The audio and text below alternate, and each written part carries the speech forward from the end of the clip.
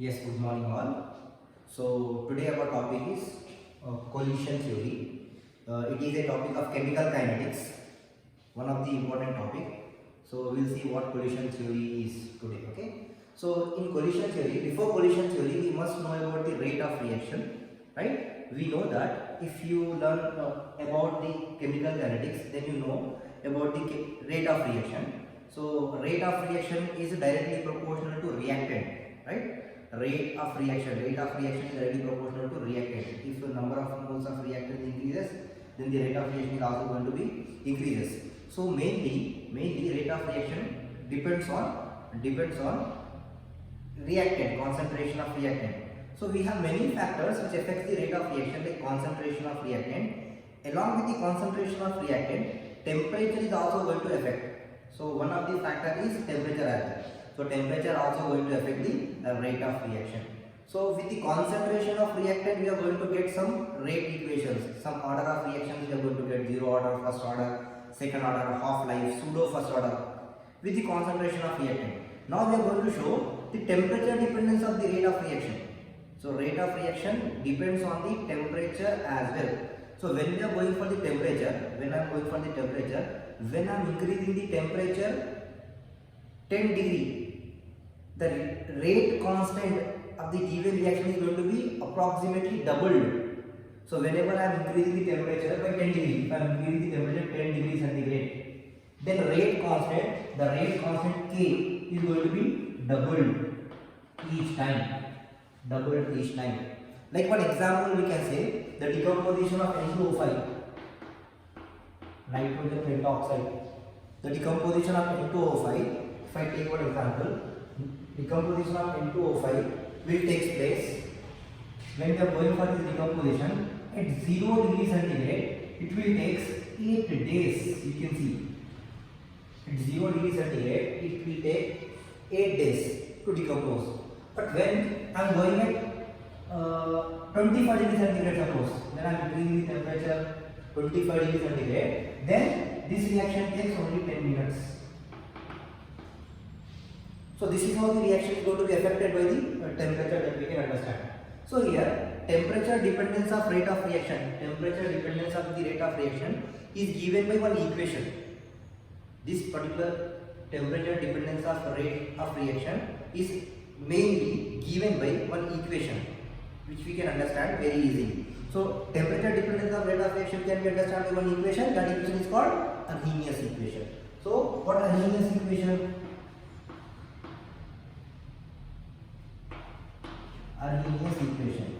So what Arrhenius equation? So what Arrhenius equation is going to be given over here. So what Arrhenius equation is, rate is directly proportional to, or rate is equal to A e to the power of minus dA by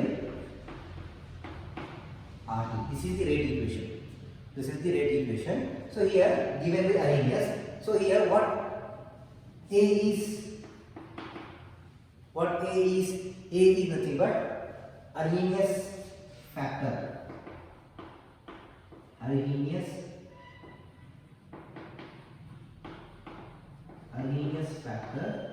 AE, what is EA over here?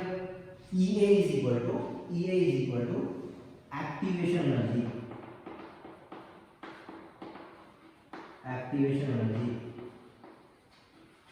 What R is a universal gas constant.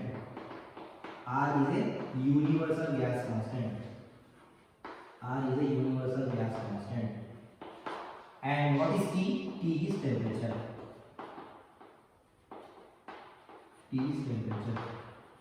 So this is what they have given in this particular Arrhenius equation. Now when I am going for a molecule, whenever I am increasing the temperature,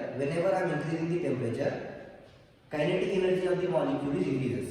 Whenever I am increasing the temperature, the kinetic energy of the molecule is increases. So temperature is directly proportional to kinetic energy. Whenever we are increasing the temperature, kinetic energy of the molecule is increases. So if the kinetic energy of the molecule is sufficient, then that leads to the formation of product. So sufficient kinetic energy is required for the molecule to react. That we are going to further study in the collision theory as well when I am going to start. So before that, we should know that sufficient kinetic energy is required. That means when I am going for a particular reaction, like I am having this reaction, hydrogen molecule when reacting with iodine molecule, they are going to form one intermediate. That intermediate is going to be this one.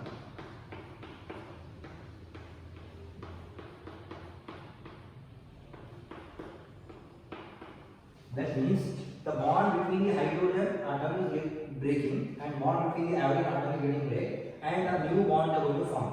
So this is called activating complex, activation complex, right? This is called activation complex or intermediate. This is called activation complex or intermediate, and this intermediate is exists for a very short period of time and very easily it will be give the product. Then we are going to form the product in this way: Hi plus Hi. So 2Hi we are going to form over here. Hi. So 2Hi we are going to form over here. So in this compound, when you are seeing the amount of energy, so when we are going to see the amount of energy, we can draw a graph. We can show a graph. Through the graph, we can show how the energy of the reactant, how the energy of the reaction coordinate, that is the reactant and product, is changing. That is potential energy of reactant coordinate we can make. So potential energy I am taking on the y-axis and reactant coordinate I am taking on the x-axis. So reaction coordinate, that is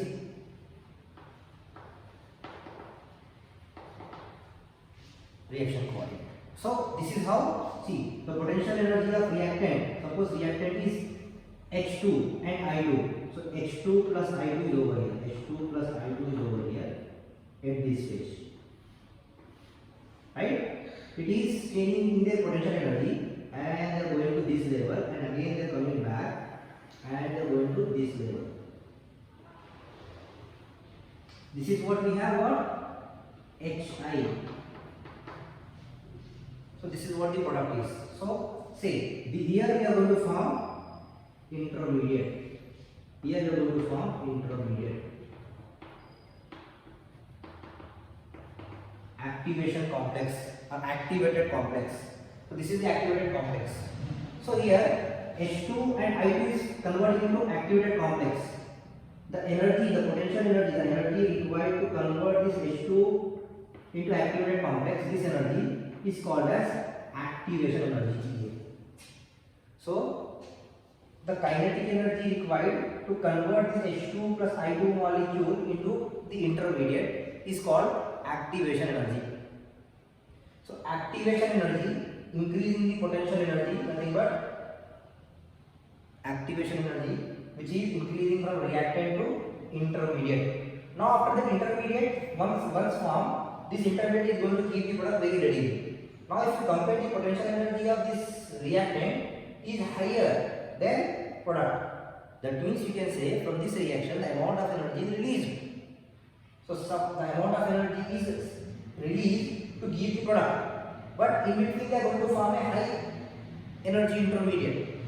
This high energy intermediate is formed by taking some energy. So the energy difference between the reactant and the intermediate is called as activation energy. That means the reactant is getting activated first to form the product. So the energy required to activate this reactant is called activation energy. Right? It's called activation energy. So for activation energy, the molecule should have sufficient amount of kinetic energy. Right? For activation energy, the reactant molecule should have sufficient amount of kinetic energy. So that sufficient amount of kinetic energy is nothing but this activation energy EA. So sufficient amount of energy EA is nothing but sufficient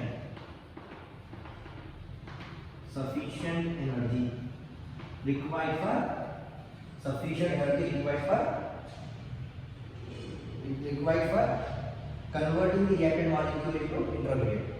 Right? So that is nothing but the activation. Sufficient energy is nothing but the activation energy. But when we are increasing the temperature, more number of molecules are going to get the energy, which is more than the activation energy, which is equal to or more than the energy. The number of molecules which is getting activation energy are more than the activation energy. When we are increasing the temperature, then it is given by E to the power of minus EA by RT. So what it is, E to the power of minus EA by RT is equal to sufficient energy, sufficient kinetic energy, sufficient kinetic energy. That means EA activation energy are more than activation energy, more than activation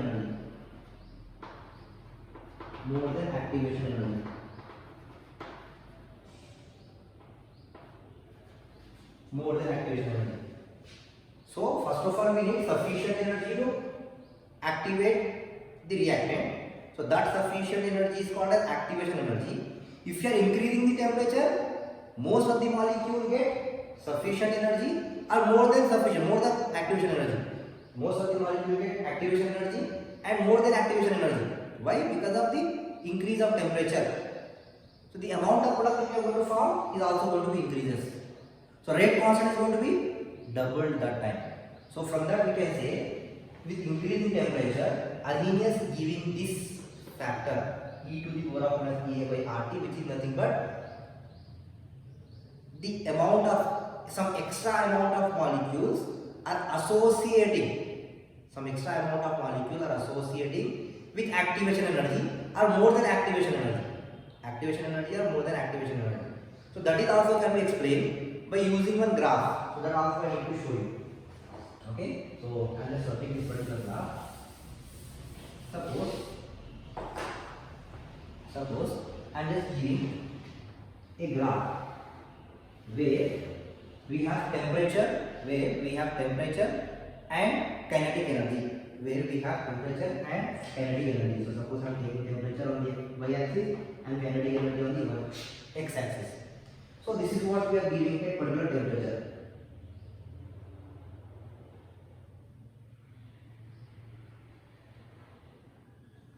See. So at the kinetic energy, I am taking temperature over here. See, this is the temperature. At given temperature, the kinetic energy, these are the fraction of molecules. I am saying fraction of molecules, FM, fraction of molecules. So where we have the more number of fraction of molecules at this kinetic energy, not more, not less. Less kinetic energy containing molecule is very less. High kinetic energy containing molecule is also less. So maximum number of fraction of molecule is having moderate kinetic energy. So this kinetic energy nothing but the activation energy, which is sufficiently enough to collide the molecule to form the product. So this is the temperature. So this number of molecules we have, maximum number of fraction of molecules we have at T temperature. Suppose I am just adding the temperature now. What I am just increasing the temperature. If I am increasing the temperature, T plus 10, then here I am increasing. So what is happening?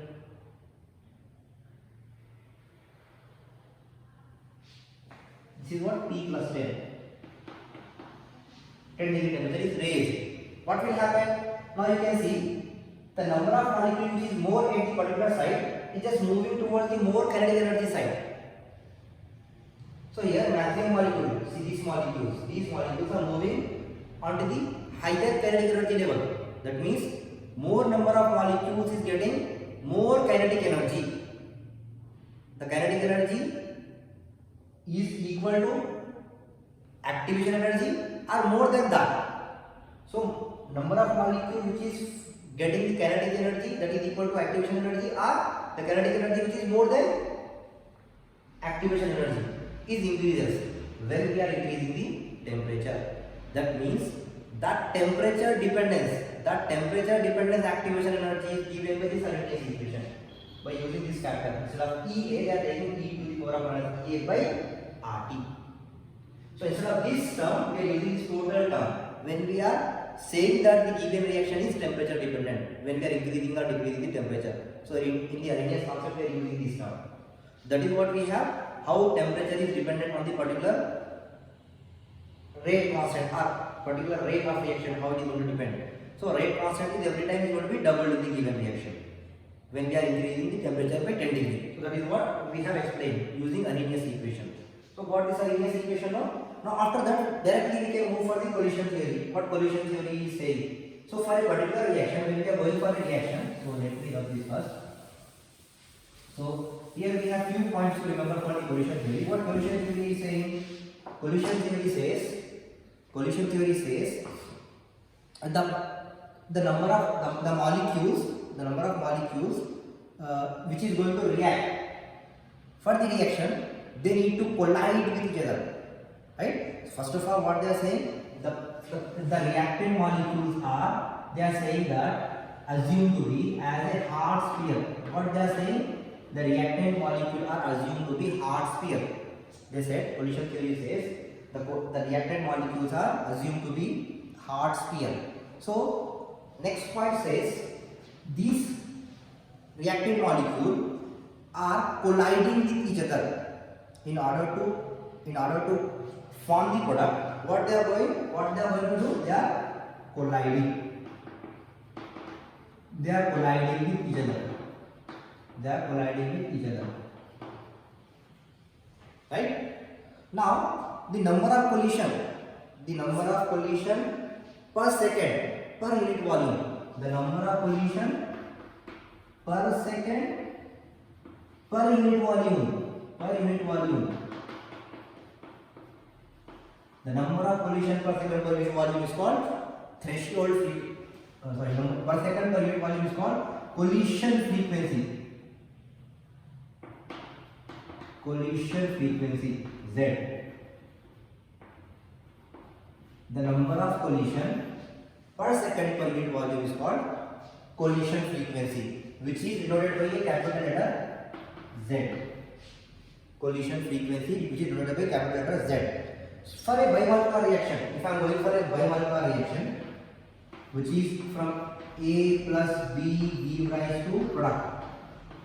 Bimolecular means two reactants are involved in the reaction, two A and B. For a bimolecular reaction, the Arrhenius equation can be written as we know that Arrhenius rate is equal to Z, because number of collision is required. The number of collision per second per unit volume is equal to Z of reactant A and B. Z A and B, e to the power of minus EA by RT. So rate is equal to ZAB e to the power of minus EA by RT. So this is what we are saying. So after that we are saying all the collisions are not forming the product. All the collision not led to form the product. So all collision are not forming the product. All the collision not led to form product. All collision not led to form product. So for the product formation, we need sufficient amount of energy containing collision. So what we need? We need sufficient amount of energy containing. So the collision with sufficient energy. The collision with sufficient energy only can form the product. That sufficient energy is called as threshold energy. Threshold energy. The sufficient energy which leads to form the product. The sufficient energy which leads to form the product is called threshold energy. So threshold energy, that is activated complex, then only we are going to form, then the product is formed. Already we have learned there. So threshold energy is required. Threshold energy is required to form the product. Now along with that, to account this effective collision, on the account of effective collision, we can say that to account for the effective collision, a factor we are going to add. So to account of effective collision,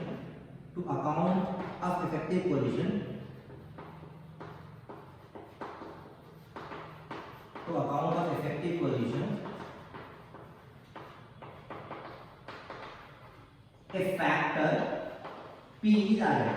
A factor P called as what? Called probability factor. Called probability factor. T factor or steric factor.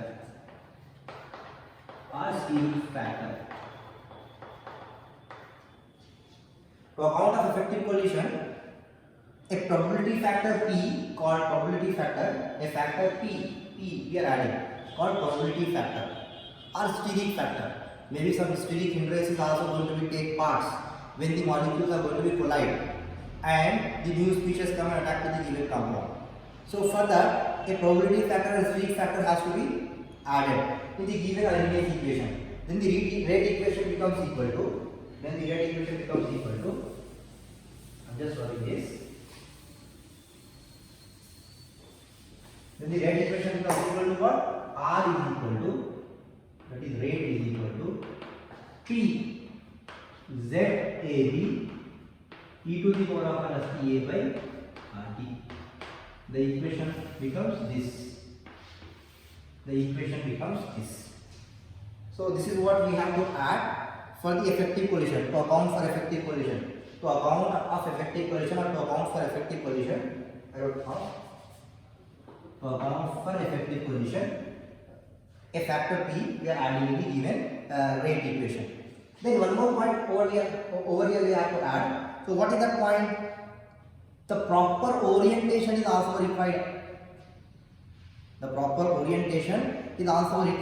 So the proper orientation of reactant is led to form the product, and improper orientation is not going to form the product. So for the proper orientation, for the explanation of this point, we can go for one example. Like I am having this compound CH3Br, methyl bromide. So methyl bromide is reacting with OH minus ion, which is coming from any base, suppose base of water. So it is acting as a nucleophile. Two possibilities are there. This compound, how it will form? This compound may come and attack from the same side from where the bromine is leaving. So bromine is acting as a leaving group and OH minus is acting as a nucleophile. It will come and attack. So if it is attacking from the same side, what will happen? Suppose bromine is attacking, OH minus is attacking from the same side. So bromine minus is leaving from the same side. What will happen? They are going to collide and OH minus is going to bounce back, and we are going to form no product because the orientation is not proper. Here in the second case, the OH minus can come from the back side. Hydrogen, and bromine is leaving from this side. So OH is coming and attacking from back side. If this is the orientation, then OH will come and attack and we are going to form the product like this, CH3OH. Bromine is leaving group. So here I can write OH in this way. So bromine is left, and OH is coming from back side. So there is no bouncing back because OH is coming from the back side. So this orientation is required over here. The proper orientation. So Br should be on the back side, OH should be attacked from the side opposite to the bromine side. So it is leaving from one side and it is attacking from other side. If this is the orientation of the molecule or the reactant species, that leads to the formation of product. If not, there is no product will form. So that is what we have about the collision theory over here. So very simple topic.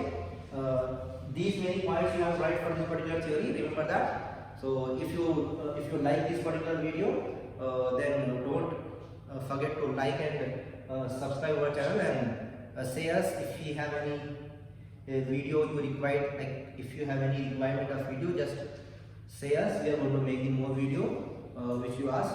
Hope you understand this video. Thank you very much.